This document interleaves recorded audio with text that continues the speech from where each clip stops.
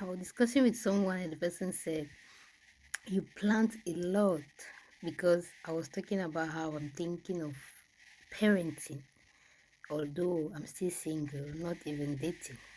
It was like, you plant a lot. And I've been thinking again over what the person said, and I've been like, how can't I plant? Why won't I plant? If I don't, who will?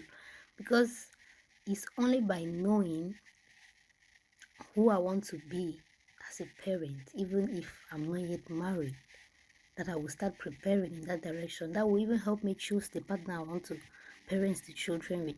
So why won't I plan? Why will I sit and not plant my life? And that's when I realized that most of us don't understand the power of wisdom.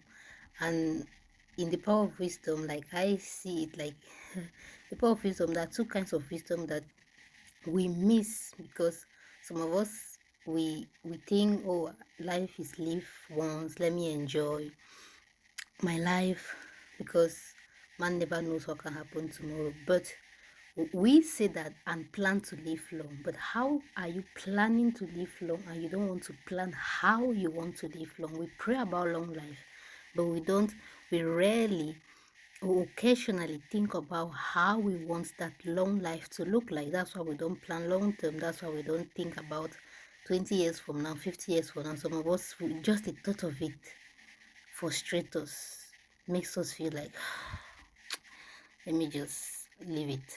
When the time comes, whatever.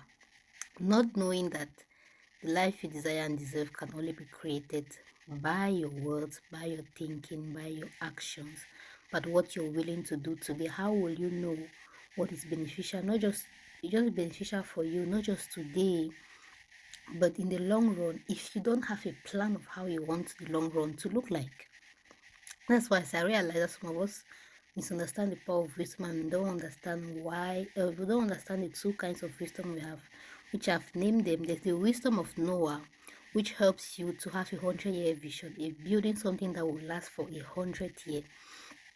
That can be 50 years for you, that can be 20 years for you, depending on how long you're planning to live. But by 100 years, I don't mean you must be alive by then, but 100 years from now, will what you're working on, will what the vision you have, will people still be blessed by it? Because some of us think we be like, yeah, I want to do something that my children won't have to go through what I went through. Okay, it's the way you're parenting them, it's the thing you're doing, is it not just money? Will it will it keep the lineage alive for 100 years to come? Will they keep them successful for 100 years to come? That's the question. And then there's the wisdom of the sons of Issachar. When the Bible talks of the sons of Issachar, they understood the time and season and knew what Israel ought to do. There's a wisdom of understanding the season you're in, the times you're in, and knowing what to do at that particular time, which will not just benefit you in that season, but in the years to come. And you have to work with both of those wisdom, the wisdom to know how to build long run, to build for a long term, and the wisdom to know what to do in the short term. And whatever you're doing in the short term must always have a positive impact on the long run. It's impossible for you to have an aligned vision when you're working on alignment.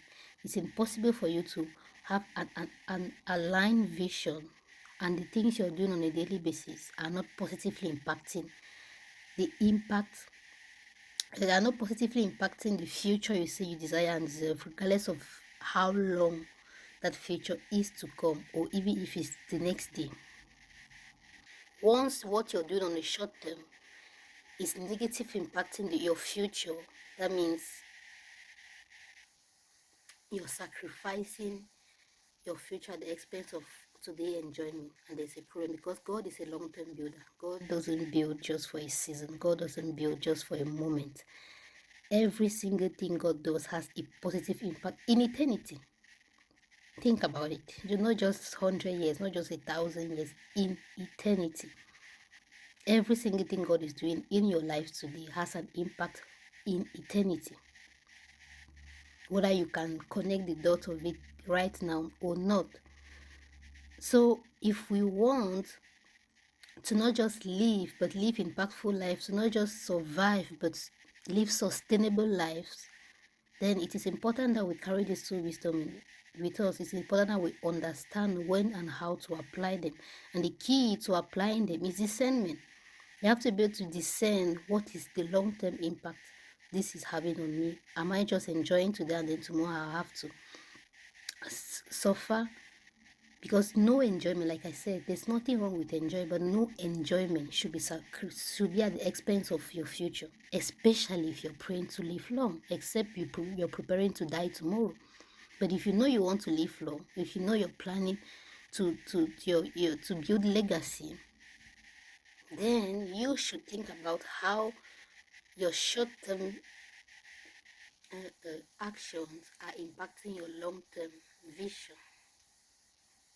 And that's why you need both the wisdom of Noah that built for long term and the wisdom of the sons of Issachar that understand the times and season you're in and know what you ought to do in those seasons and times. And the key to that is working in alignment, because once you have an aligned vision, the both of the wisdom reconcile when you work in alignment. I praise the blessing to you. Until next time, become, attract, and enjoy all God has for you.